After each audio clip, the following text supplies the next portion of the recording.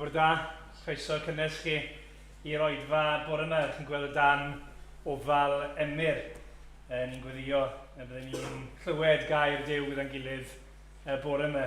A byddwn ni yn cael bendith wrth addoli yr arglwydd gyda'n gilydd. Cofiwch yna baned ar ôl yr Oedfa, ac yna am gwarter i ddeuddeg bydd ysgol Sul i'r plant ag yr oedolion.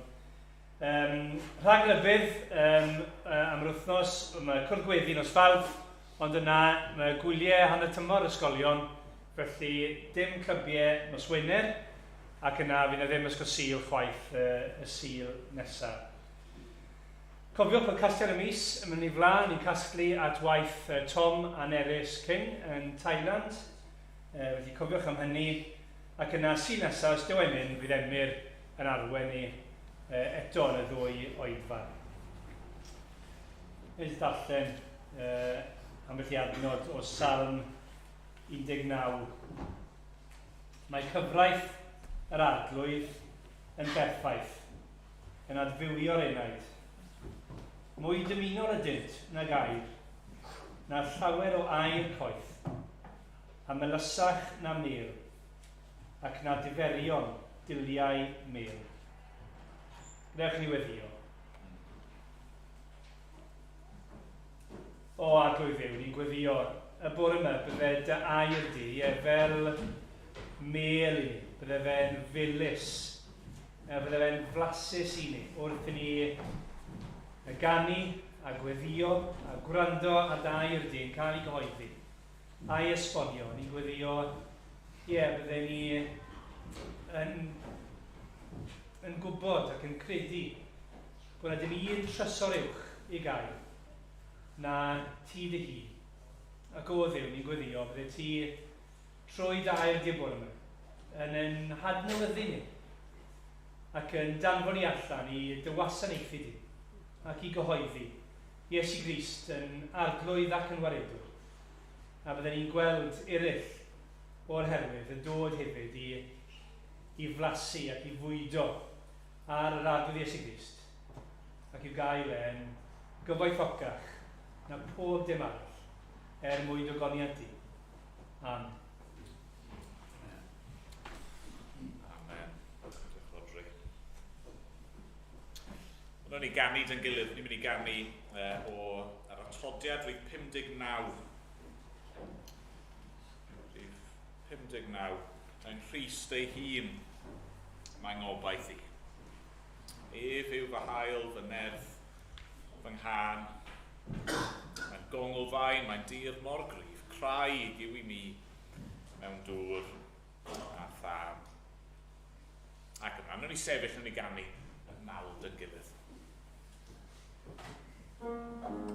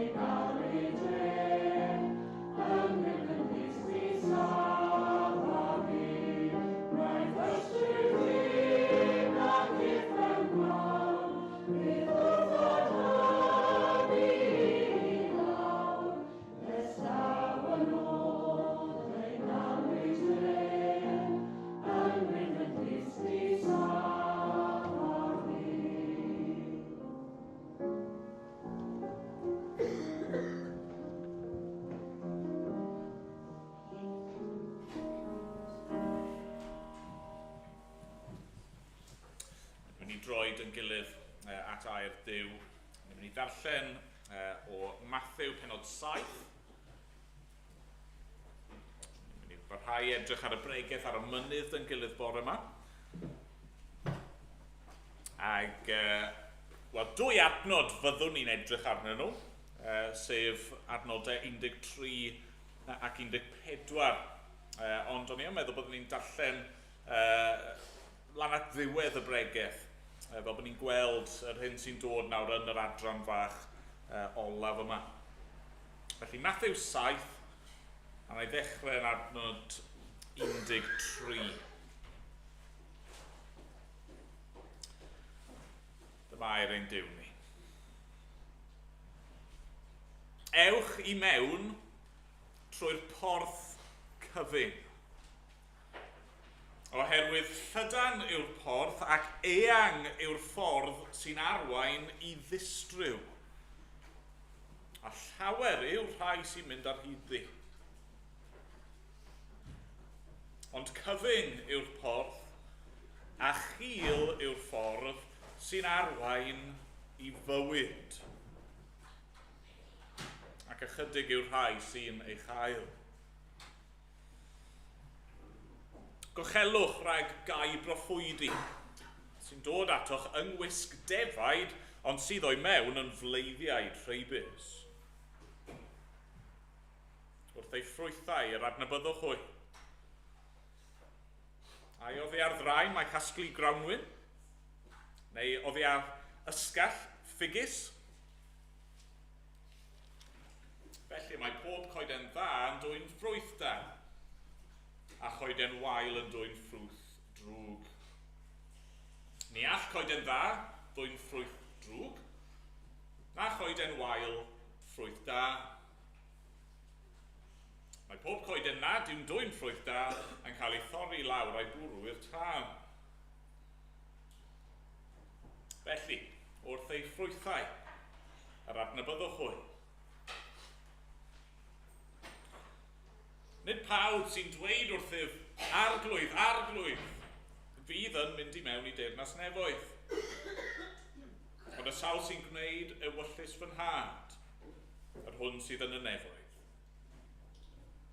Bydd llawer yn dweud wrthyf yn y dydd hwnnw, arglwydd, arglwydd. Ond i fiom yn proffwydo yn dy enw di, ac yn dy enw di yn bwrw allan gythreiliaid, ac yn dy enw di'n cyflawni gwirthiau lawer,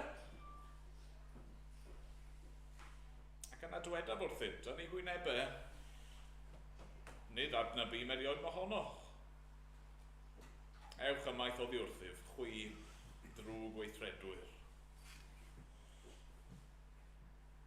Pob un felly sy'n gwrando ar y geiriau hyn o'r eiddof ac yn ei gwneud, fe'i cyffelybyr i un call a adeiladodd ei di ar y graig. Disgynodd y glaw a daeth y llifogydd a chwythodd y gwyntoedd a tharo yn erbyn y tŷ hwnnw, ond ni syrthiodd am ei fod wedi ei sylfaeni ar y graig. A phob un sy'n gwrando ar y geiriau hyn o'r eiddof a heb ei gwneud, fe'i cyffelybyr i un ffôl a adeiladodd ei di ar y tywod. Disgynodd y glaw a daeth y llifogydd a chwythodd y gwyntoedd a tharo yn erbyn y tŷ hwnnw ac fe syrthiodd. A dirfawr oedd ei gwymp.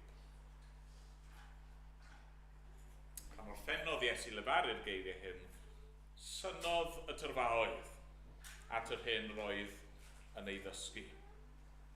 Oherwydd roedd yn ei dysgu fel un ag awdurdod ganddo, ac nid fel ei hysgrifenyddion. Amen. Diolch i Dduw am ei airau. Mae Lois yn mynd i ddod mlaen nawr ac yn mynd i dweud gair bach am beth sy'n mynd i fod yn mynd mlaen dros yr wythnosau a'r misoedd nesaf. Diolch Lois. Gwych. Neis fod yma eto yn siarad am efengylu. Rhoi cyfle i'n ffrindiau ni ddod i adnabod yn arglwydd ni sy'n llawn gras a chariad. So dwi eisiau fatha meddwl am sut da ni'n rhoi cyfleon i bobl ddod i adnabod Duw, neu dod i adnabod chydig bach mwy am ein Duw ni o rwan y tymor yma tan yr ha. Ac yn lle rhoi syniadau, dwi eisiau clywed eich syniadau chi hefyd. A hyn pethau fatha cyfleoedd sydd yn naturiol yn digwydd rhwng rwan a'r ha ydy gwyl ddewi, y Pasg, hwnna'n un mawr. Mae'n troi'n gwanwyn, so allan mae'n spring clean, neu dyn ni'n gorfod mynd â dillad ni o dillad y gaeaf i dillad y gwanwyn. Mae yna diwrnod merched rhyngwladol, mae tafwyl, a mae yna fwy o fatha jyst cyfleoedd naturiol sy'n digwydd yn ein cymunedau ni, yn ein dinas ni. So dwi wedi rhoi y cyfleoedd yma ar dan y bapur a dwi wedi rhoi nhw ar y bwrdd. A bys ni'n licio chi, os ydych chi'n gallu, pydleisio ar be ydych chi'n meddwl bydd yn fwy effeithiol. Pa cyfleoedd bydd eich ffrindiau chi fwy tebygol o ddod i. A hefyd, rhowch eich enw chi ar y tîm gweithredu. So os ydych chi'n rhaid enw chi ar tîm gweithredu, enghraifft ar Gwyl Dewi, mae hynna'n meddwl da chi eisiau bod yn involved yn y trefniadau. So dwi'n gwybod sut bydd cyrraedd allan y Gwyl Dewi yn edrych fel, ond fel tîm gweithredu, byddwn ni'n gallu cael y syniad a gweithredu fo. Yn lle, eisiau clywed y syniadau chi a atborth chi. So os gyda chi, please votiwch ar pa cyfleoedd ydych chi'n meddwl bydd yn fwy defnyddiol a fwy effeithiol eich ffrindiau chi. Ond eto wedyn meddyliwch faint amser sydd gyda fi'n rhydd os byddwch chi'n licio helpu cynnal rhywbeth. Unau jyst rhoi syniadau neu ella yn ymarferol helpu fi trefnu. So mae'n ni'n neud o fatha grŵp. So gobeithio gewch chi cyfle i bleidleisio ar ôl yr Oedfa yma. Diolch. Ti Lois. Diolch am hynny. O'n i'n darllen yn ddod ni, yr arglwydd Iesu'n dweud cyfyng yw'r porth, cil yw'r ffordd sy'n arwain i fywyd, ychydig yw'r rai sy'n ei chael. O'n i eisiau helpu pobl i ffindo yr arglwydd Iesu Grist yn dyn ni eisiau defnyddio'r cyfleoedd sydd gyda ni. Ond nawn ni ganu emyn arall yn gilydd. Ni'n mynd i ganu rhif 602 yn y llyfr ymynau.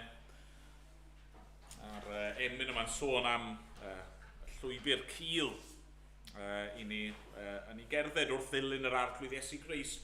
Cyfarwydda fe ennaid arglwydd pan rwy'n teithio ymlaen ar hyd llwybrau cilion dyrys anodd sydd i'w cerdded yn y byd. A'r ail bennill, cil yw'r llwybr i mi gerdded. Is fy llaw mae dyfnder mawr. Ofn sydd arnaf yn fy nghalon rhag i'w troi fyth lithro i lawr.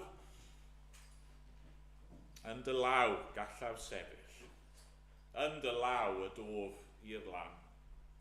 Yn dy law byth ni ddiffygiaf, nad ydw i fi, ond gwan. Yna ni sefyll, yna ni ganu dyn gilydd.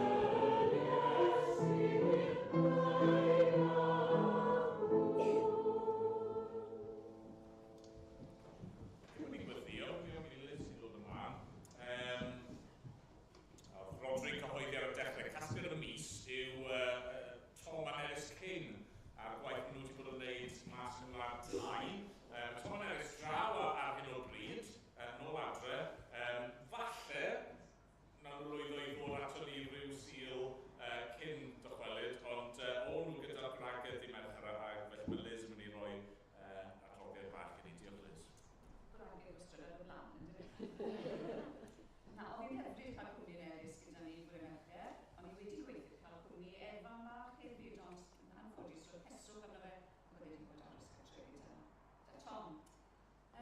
Ond roedd hi'n hyfryd cael Nerys. Fel gyda ni, mae Nerys a Tom wedi bod yn wlad tai nawr ers rhyw bedair blynedd, gweithio gyda canolfan o'r enw Cwmpawd. Nawr, Pattaya yn wlad tai. Wel, mae'n debyg yn answyddogol dyma brif ddinas y diwydiant rhyw yn wlad tai. Ac mae'n gannoedd ar gannoedd o ferched yn dod o ardaloedd eraill yn wlad tai i Pattaya i weithio fel gyteiniaid. Hynny yw, mae nhw'n dan bwysau mawr, a mae Pattaya yn llawn bariau. Oedd Nerys yn sôn am un stryd, rhyw filltir o hyd, a jyst a un bar ar ôl y llall, lle mae'r merched yma yn gweithio fel gyteiniaid.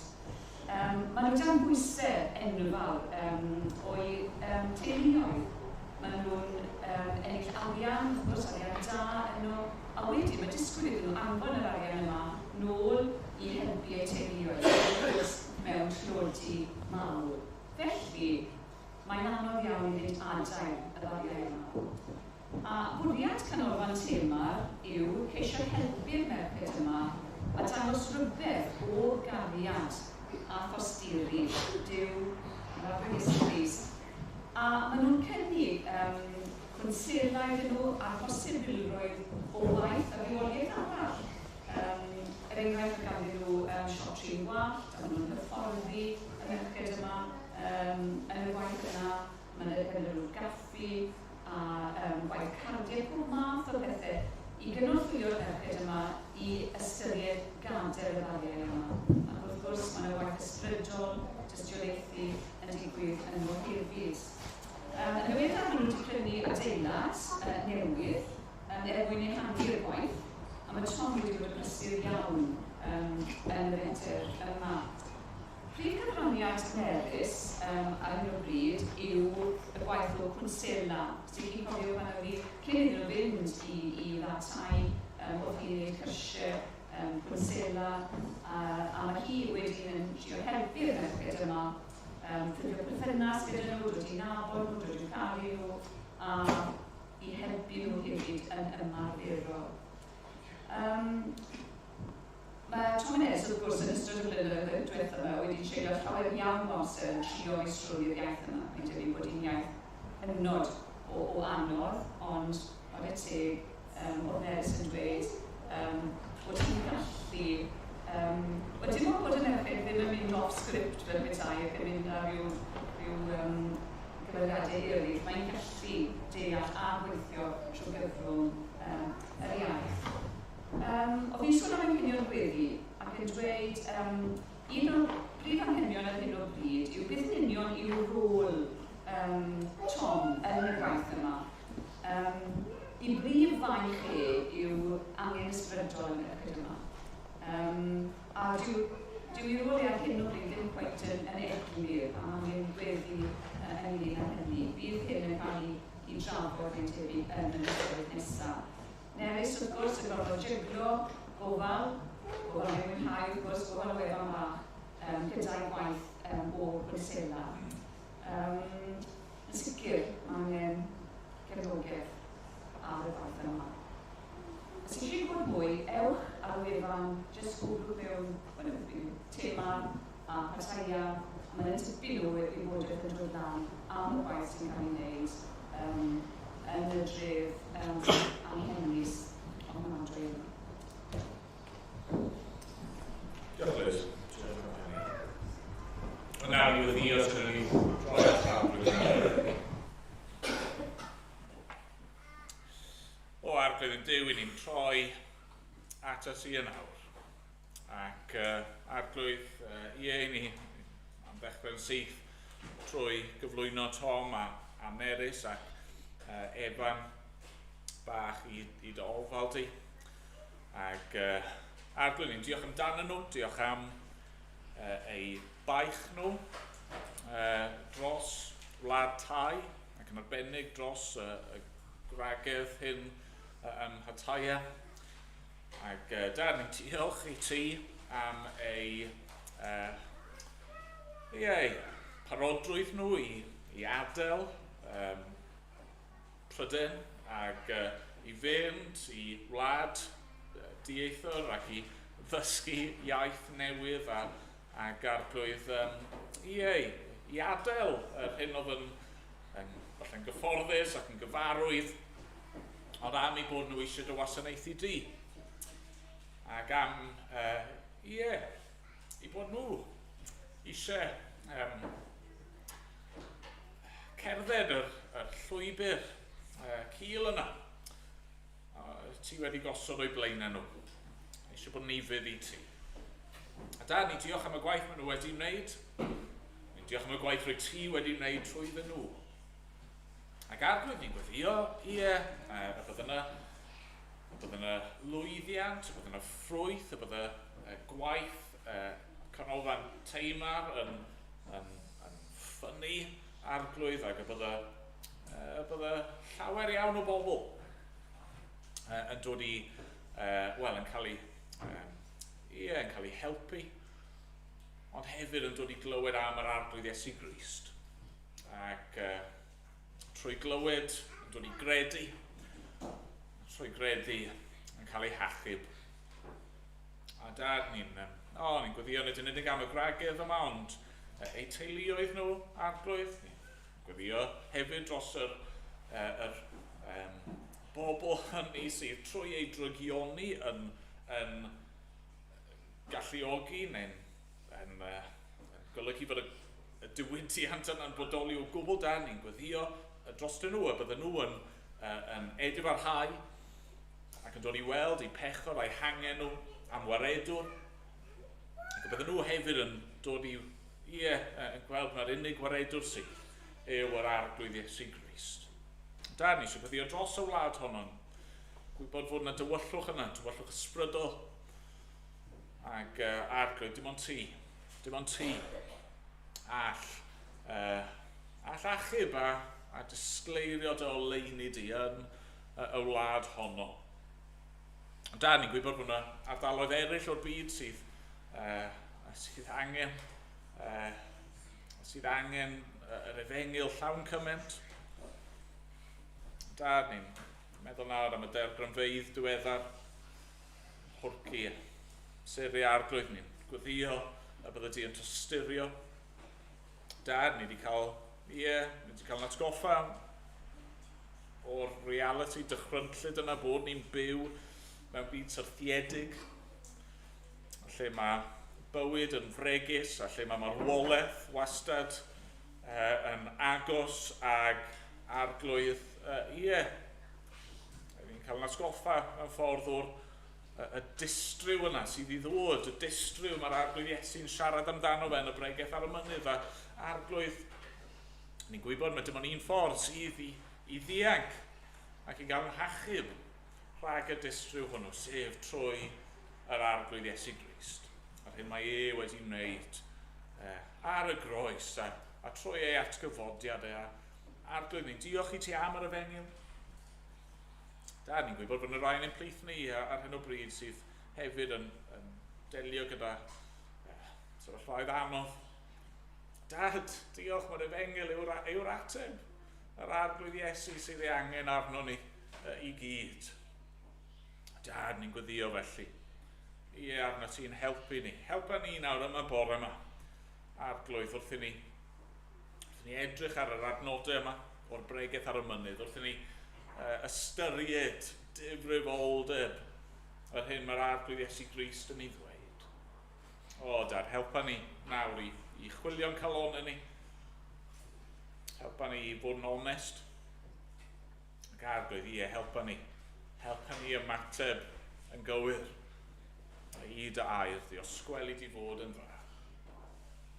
Arglwydd yn Duw, ni'n dod felly ato ti, yn dod yn bobl anghennus, tlawd. Ni da angen di arglwydd. Rod y hun, un i nawr arglwydd, osgweli di fod yn dda. A mae'n bod ni'n gofyn yn enw yr arglwydd Iesu Grist. Amen. Amen. Ganon ni cyn bod ni'n troi at air Duw, ni'n mynd i ganu rhif 35 yn yr atodiad.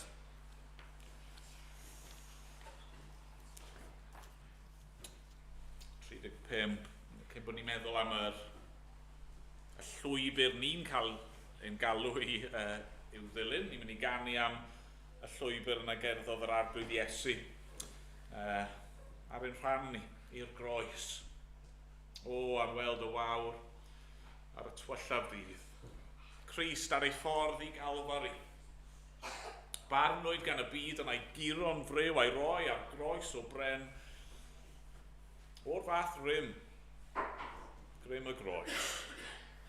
Oen ein Duw yn dioddel loes. Dig y nef arno ef, ni'n gael maddeiant wrth ei groes. Ac ymlaen, o'n i sefyll i ganu yn gilydd. Amen.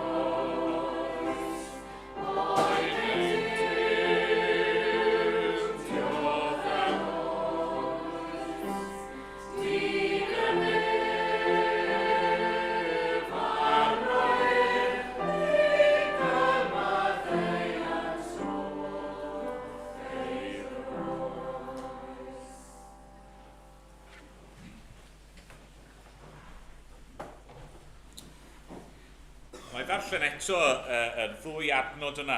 I ni'n mynd i ganolbwyntio arno, ni'n tynnu at ddiwedd y bregaeth ar y mynydd, falle wnaeth chi sylwi'r adran ola yma, mae Iesu yn rhoi rhyw gyfarchion neu rhyw heriau, rhyw anogaethau terfynol. Ac ni'n darllen yn adnod 13 ac 14 o benod 7 y geiriau hyn. Ewch i mewn trwy'r porth cyfyng. Oherwydd llydan yw'r porth ac eang yw'r ffordd sy'n arwain i ddistryw. A llawer yw'r rhai sy'n mynd ar hyd ddi. Ond cyfyng yw'r porth a chil yw'r ffordd sy'n arwain i fywyd. Ac ychydig yw'r rhai sy'n ei chael.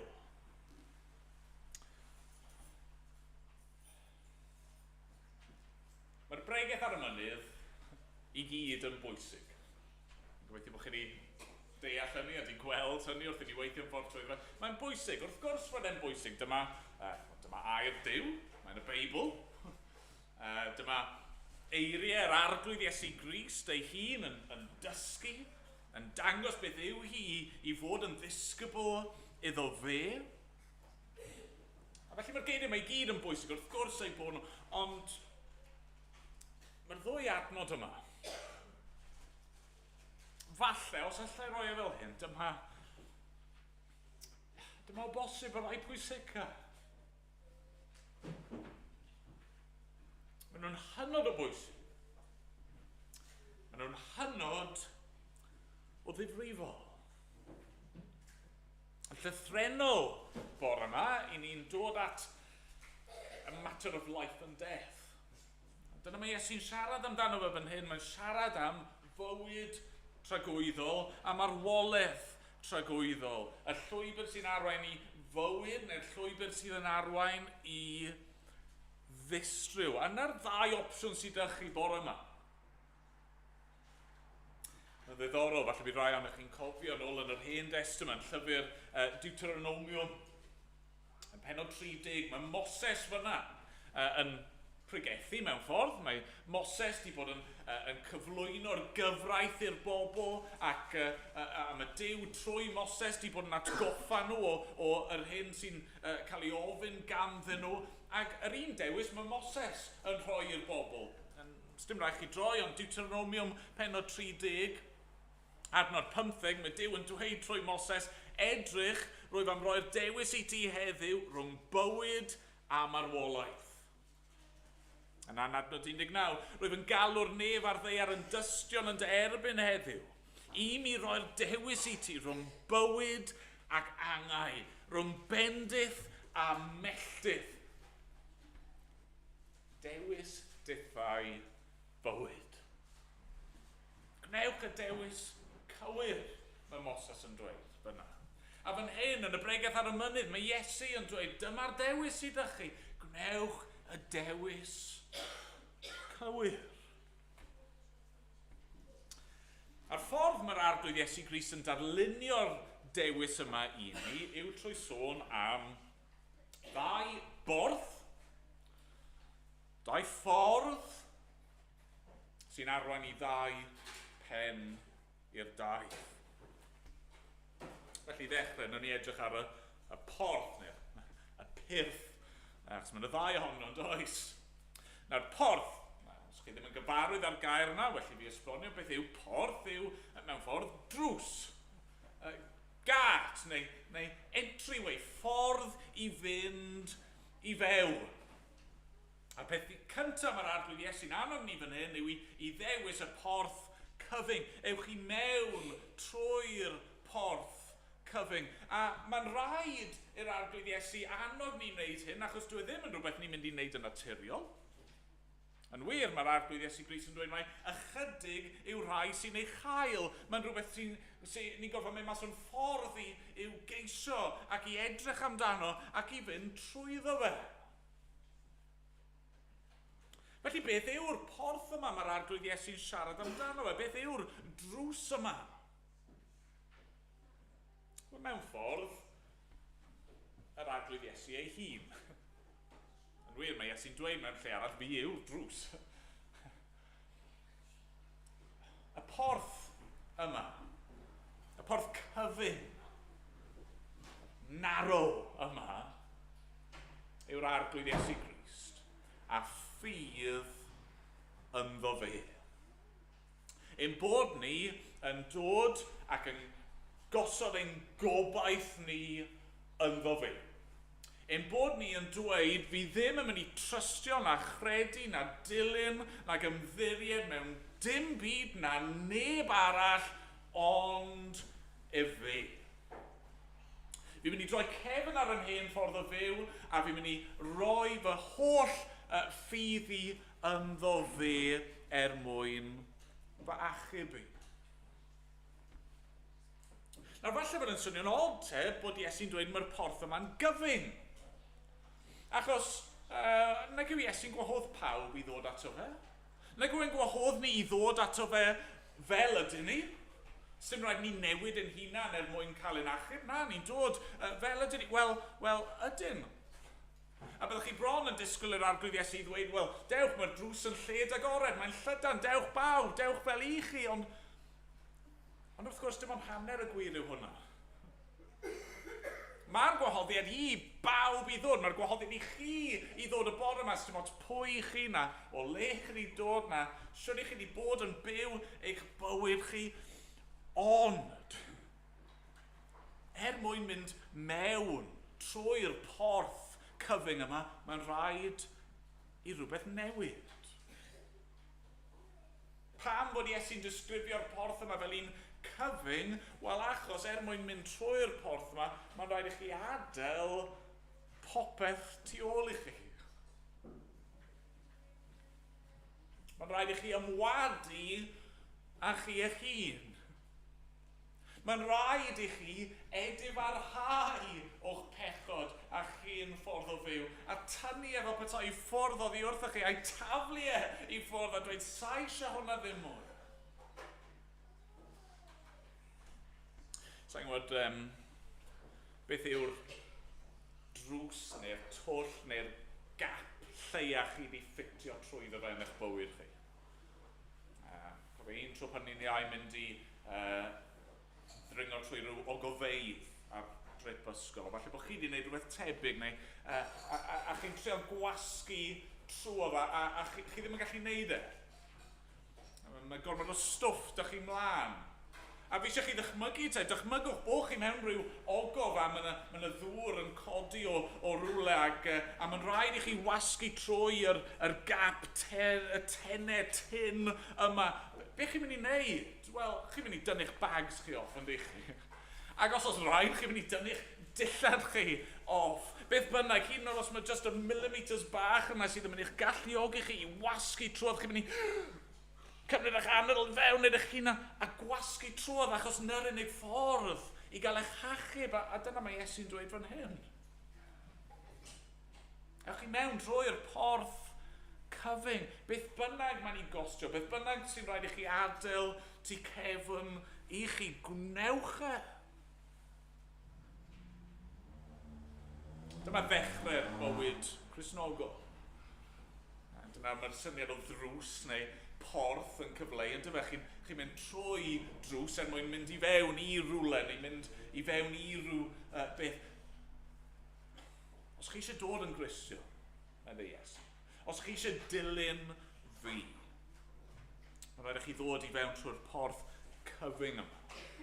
Mae'n rhaid i chi adael eich hun bywyd ar ôl. Mae'n rhaid i chi adael eich hun chi ar ôl. Mwyn dod trwodd. Nawr, wrth gwrs, mae yna borth arall yn cael ei sôn amdano fan hyn. Mae'r porth yna yn gwbl wahanol. Mae'r porth yna yn un llydan. A mewn ffordd, dyma'r porth i ni gyd yn naturiol yn mynd trwyddi pan ni'n cael ein geni. Yr un ni gyd yn naturiol yn mynd lawr hi. Sdim rhaid chwilio am y porth llydan.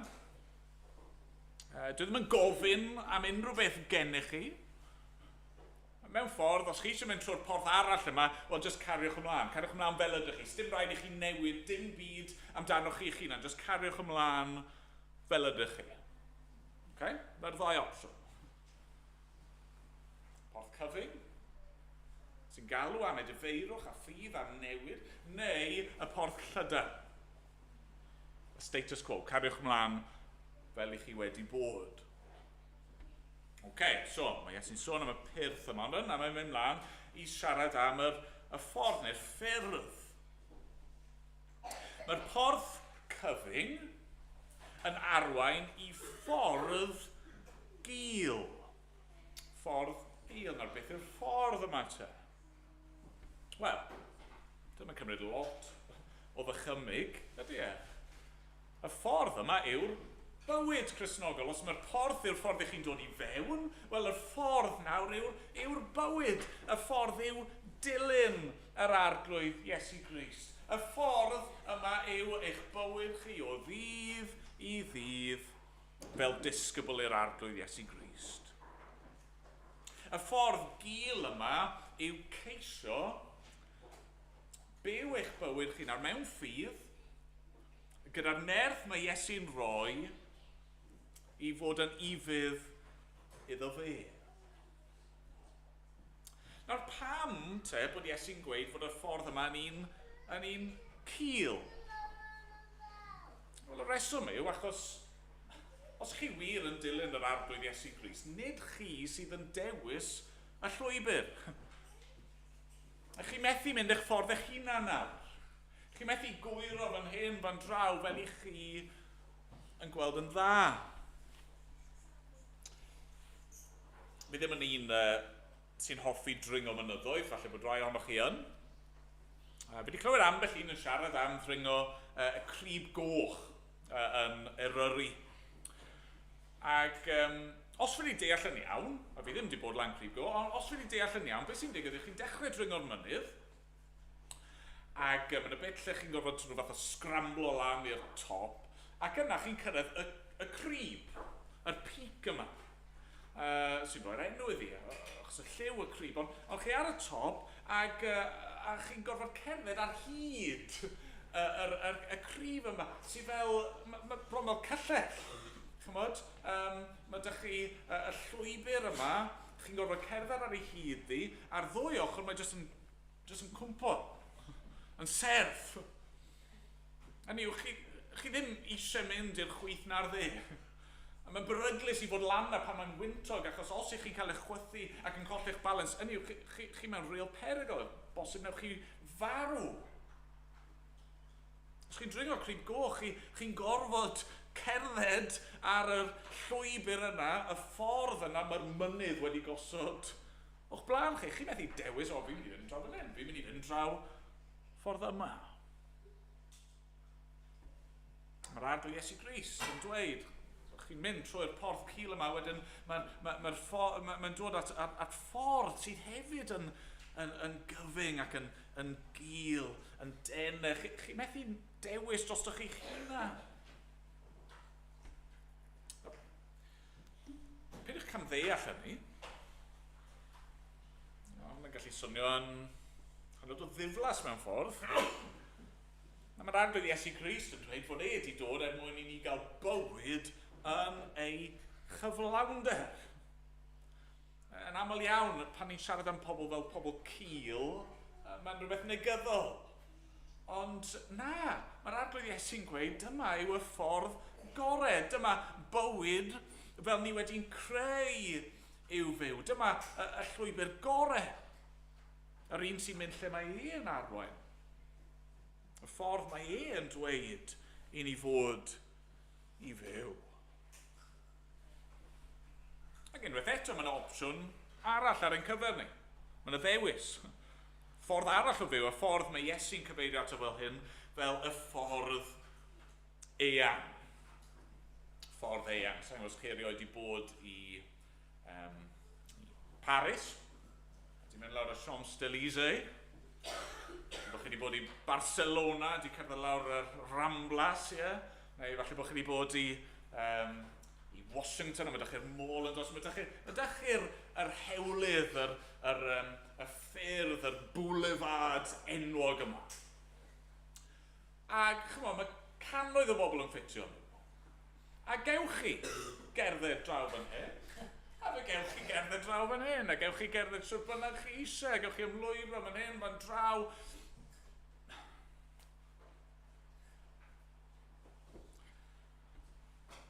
Dyna mae Iesu'n gweud yw'r ffordd mae llawer iawn o bobl yn byw. Dyma'r ffordd mae'r byd yn annog ni i fyw, yn dyfa. Gwna beth ti eisiau, pryd ti eisiau, fel ti eisiau, lle ti eisiau, gyda pwy ti eisiau. Be bynnag ti'n teimlo, be bynnag ti'n credu, beth bynnag ti'n meddwl, dyna sydd yn iawn, cer amdani, cer lawr y ffordd yna, cer sy'n bynnag ti moyn.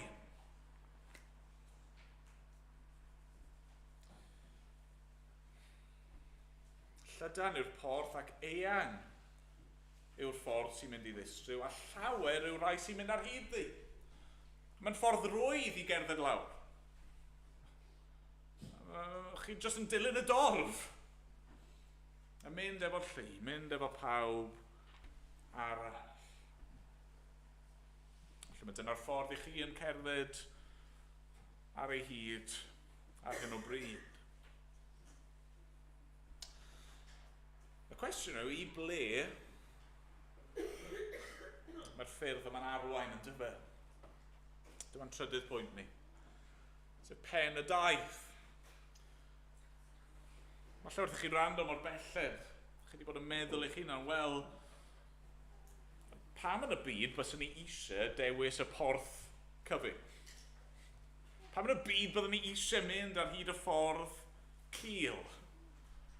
Mae'n anodd i ffeindio, mae'n anodd dechrau, mae'n anodd mynd trwyddi, mae'n anodd cerdded ar ei hyd ddi. Pwy yn y byd byddai eisiau hynny? Nag yw'n gwneud llawer fwy o synwyr a gweud y gwir i fynd trwy'r porth llydan, mynd lawr y ffordd eang, byw sy'n bynnag i fi eisiau, gwneud beth bynnag fi eisiau. Na'r ffordd mae pawb arall yn mynd, gred. Ond wrth gwrs, y peth allweddol i ystyried fan hyn yw i ble mae'r pethau hyn yn arwain. Beth yw'r canlyniadau? Dyna sy'n gwneud hyn yn fater o fywyd a marwolaeth. Mae'n rai penderfyniadau mewn bywyd a dyn nhw ddim yn arbennig o bwysig un o. Ydych chi eisiau latte neu cappuccino?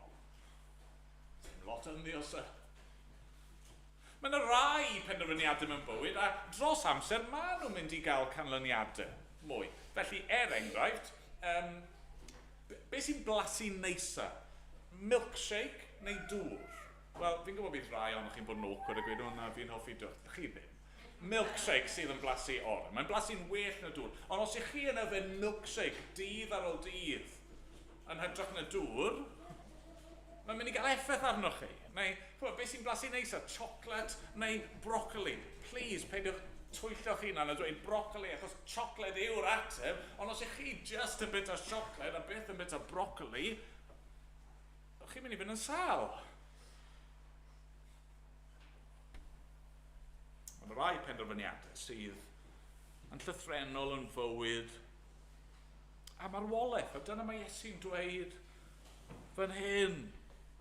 Beth yw diwedd y llwybrau yma? Wel, mae ffordd Iesu yn arwain i bywyd. Cyfyng yw'r porth, a chil yw'r ffordd. O, di, mae'n mynd i olygu abeth, mae'n mynd i fod yn anodd ar adegau, ond maen nhw'n arwain i fywyd. Ac wrth gwrs bod nhw'n arwain i fywyd, achos os mae Iesu yw y porth, ni'n mynd trwyddo fe, ac os mae fe yw'r un sydd yn ein harwain ni ac yn ein nerthu ni ar hyd y daith, wel wrth gwrs, be sy'n disgwyl amdano ni ar y llinell derfyn ond Iesu ei hun, a'r bywyd tragwyddol sydd ynddo fe. Dyma yw y bywyd ni wedi cael ein creu ar ei gyfer. Dyma'r bywyd mae'r arglwydd Iesu Grist wedi diodde a wedi marw mwyn prynu a'i gynnig i ni. Ac ydy, fel wedi gweud, weithiau mae'r llwybr yna yn mynd i fod yn anodd, ond ar ddiwedd y dydd, beth fydd yn disgwyl amdano ni ond coron a gwobr ac etifeddiaeth drygwyddol. Beth fydd yn disgwyl amdano ni ond nefoedd a deiar newydd. Cael bod gyda'r arglwydd, cael cyrff newydd a dim salwch, dim marwolaeth, dim gwendid, dim pechod, dim peteindra, dim byd felly mwyach. Dim ond cyfiawnder a daioni a bywyd.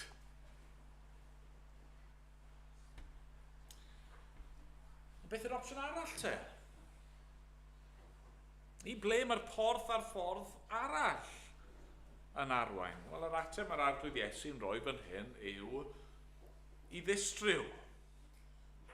Llydan yw'r porth ac eang yw'r ffordd sy'n arwain i ddistryw. Ac unwaith eto, wrth gwrs mae dyna yw lle mae y llwybr yna'n arwain. Os ych chi wedi gwrthod y ffordd, y porth a'r ffordd mae Iesu wedi trefnu ac yn ei gynnig i chi, os ych chi wedi mynd i ffwrdd oddi wrth yr arglwydd fel ffynhonnell bywyd, os ych chi wedi dewis peidio a ceisio am yr arglwydd ond yn hytrach mynd eich ffordd eich hun, wel dim ond un lle gall hynny arwain, sef marwolaeth a distryw. Gair arall ni'n defnyddio weithiau i ddisgrifio be mae Iesu'n siarad amdano fan hyn yw effer. Mae'n rhaid poblogedd a chi'n deall hynny achos yn aml iawn mae'r syniadau a'r darluniau sydd gan bobl o effer ddim yn gywir.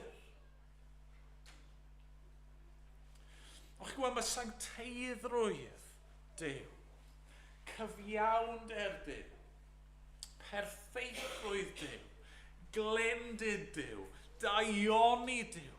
Mae pwy yw Duw ei hun yn mynnu fod cyfiawnder yn cael ei wneud a fod drygioni, a ni wedi clywed bore yma am drygioni, bod drygioni yn cael ei ddelio gyda a fod pechod yn cael ei gosbi.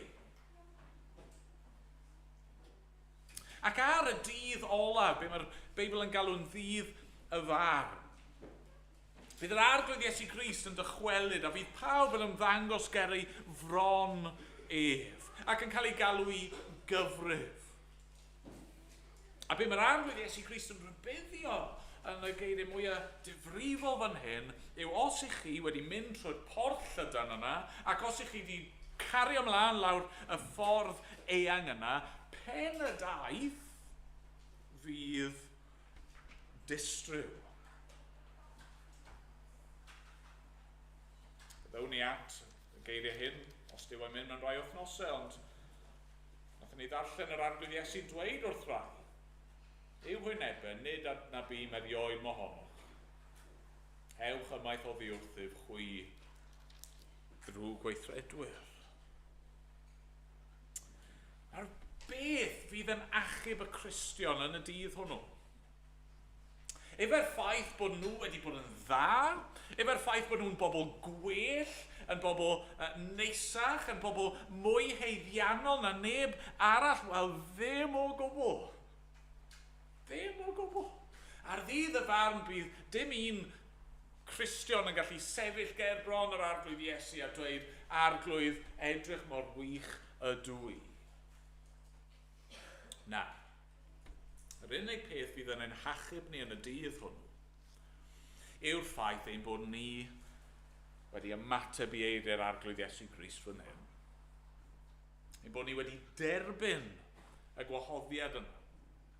Ein bod ni wedi troi o'n pechod mewn ffydd. Wedi credu mae dim ond yr arglwydd Iesu all ein hachub, a felly wedi dewis gadael popeth mwyn ei ddilyn ac yna wedi cadw'n llyged ni arno fe ar hyd y daith, a wedi dyfabarhau hyd y diwedd i'w ganlyn nes y dydd pan byddwn ni'n derbyn y bywyd yna mae e'n ei gynnig. Y gras yw hyn, i gyd, cariad anheiddiannol Duw. Fe sydd yn achub ar y dechrau, yn y canol, ac ar y diwedd.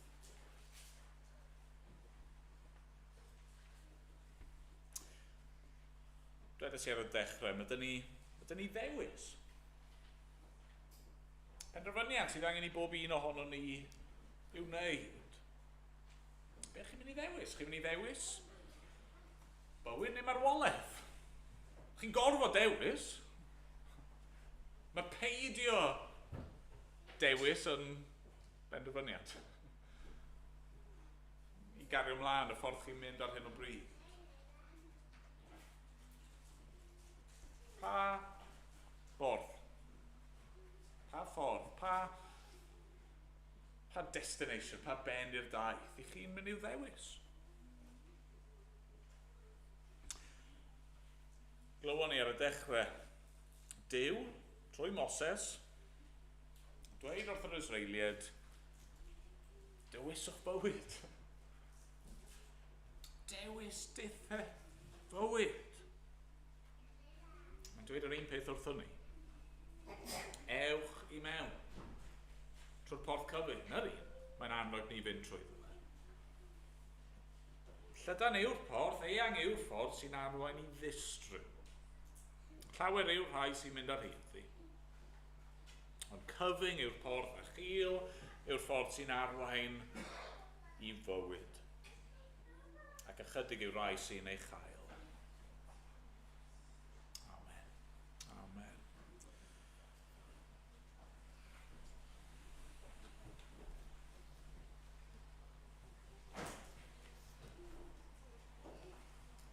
Mynd ola ni.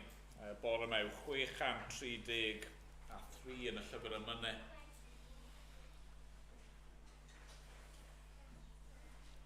Dilynaf fy migael trwy foes.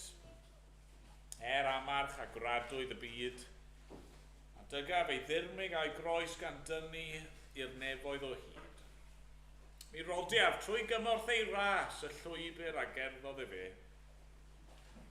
Nid rhyfedd os gwawd yr y gwas, can sgwawd gafodd arglwydd yn ne.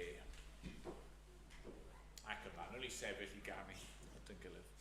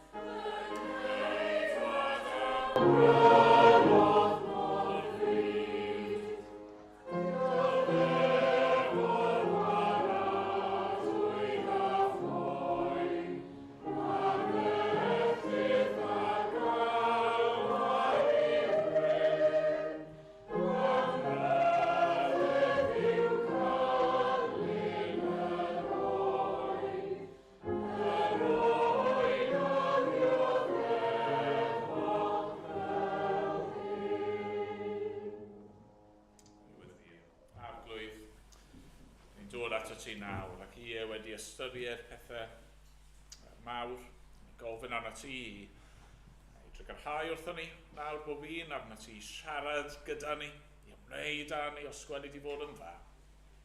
Helpa ni i ei rando, ac i ymateb yn gywir i eiriau yr arglwydd Iesu Grist, ac arglwydd, ein gweddi ni yw i bob un ohono ni a byddwn ni yn mynd trwy porth cyfyng yna.